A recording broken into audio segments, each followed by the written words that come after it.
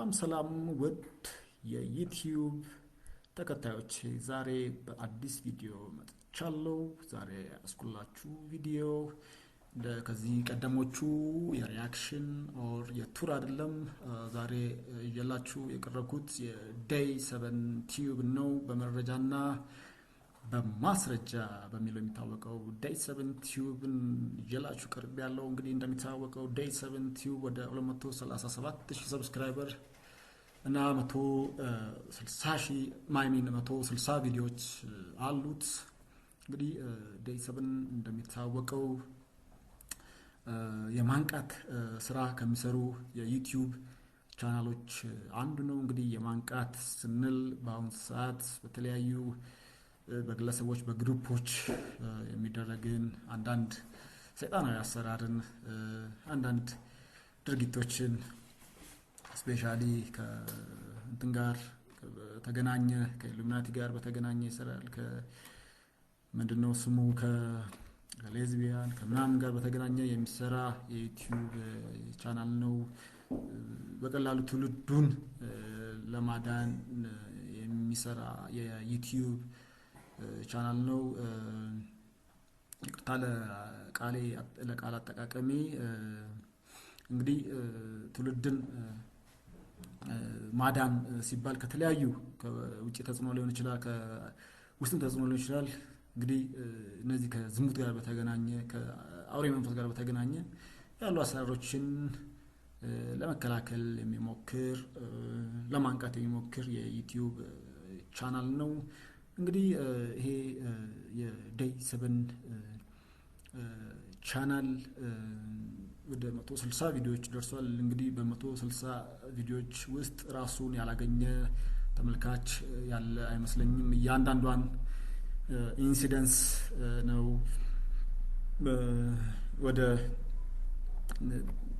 ቪዲዮ በመቀየር እንዲመጣል እንዲመጣል እንዲሀፕን ያደርጋል ብሎ ቅድመትን ትንበያ በመስጠት ይታወቃል። እንግዲህ ዴይ 7 ብዙዎችን እንዳነቃ ይታወቃል።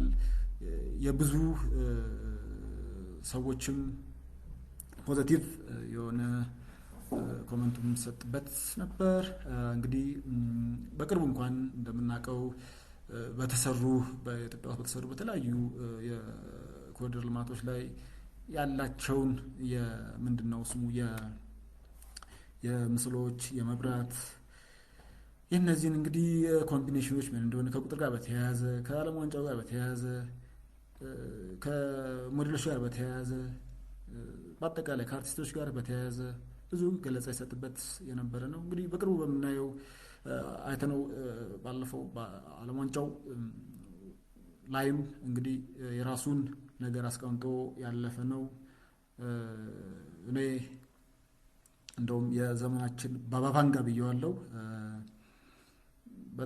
ማለት ለወጣቱ ሰሟት ቀድሞ ነገሮችን እንዲህ ሀፕን ያደርጋል ብሎ ኤክስፕሌን የሚያደርግ የዩቲዩብ ቻናል ነው። ግን እንደሚጠበቀው ሰብስክራይበሩ ከሚሰራው አንጻር ከኮንተንቱ አንጻር ያን ያህል ነው ማለት 200 ምናምን ሺህ ተከታይ ነው ያለው። እውነቱን ለመናገር በእርግጥ እንደዚህ ያሉ ቪዲዮዎች ላይ የመከታተል ነገሩ እርግጥ ሰው ዝቅተኛ ነው ብዬ አምናለሁ።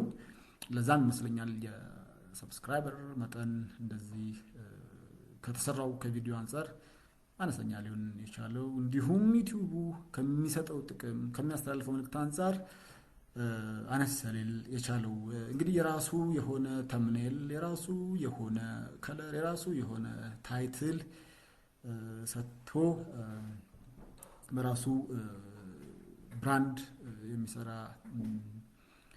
የዩቲዩብ ቻናል ነው።